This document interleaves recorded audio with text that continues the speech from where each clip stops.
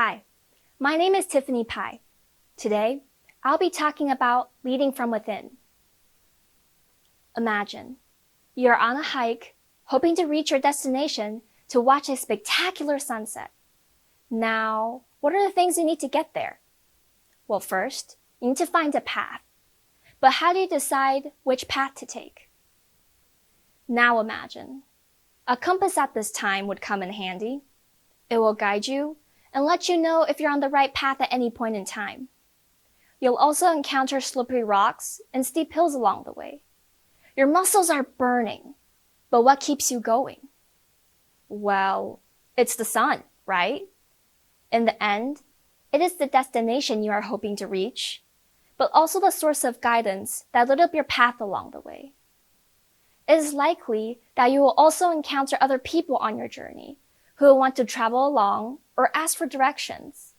It is only when you know where you are going and that you follow your path while keeping your compass at hand can you then point others in the right direction. As a freshman, I was selected to be part of Purdue's Civic Engagement and Leadership Development Department's newly introduced freshman leadership program, LEAP. After attending a semester of workshops, it sparked my interest in self-awareness, leading me to embark upon this journey of self-leadership. You might be wondering, what is self-leadership? As the name suggests, self-leadership is a way of leading your own life, setting your direction, following it, and correcting as you go. It is only when you can lead yourself first to find your purpose can you then lead others. After completing the LEAD program, I knew I wanted to continue on this journey of leadership and self-awareness.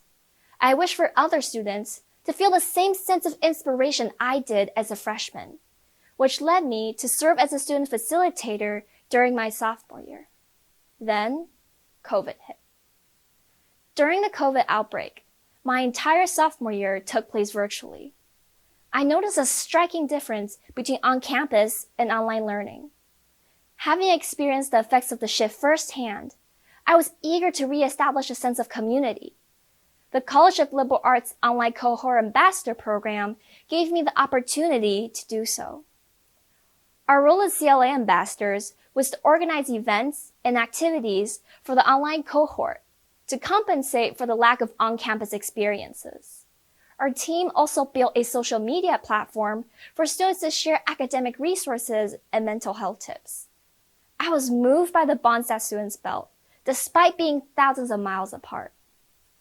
Referring back to the analogy, it was then that I found my sun, which represents my motivation and purpose, the destination I want to arrive at. I realized my passion is to help and empower others in life. With my destination in mind, I needed to find a path that would lead me there.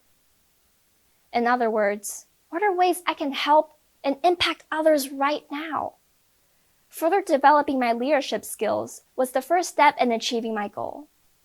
I virtually attended Purdue's Emily Mousy Vogel Leadership Retreat during my sophomore year. The program was very inspiring and opened my eyes further as I was introduced to the concept of inclusive leadership. When I returned to campus, I was invited to apply for the role of student director at EMV.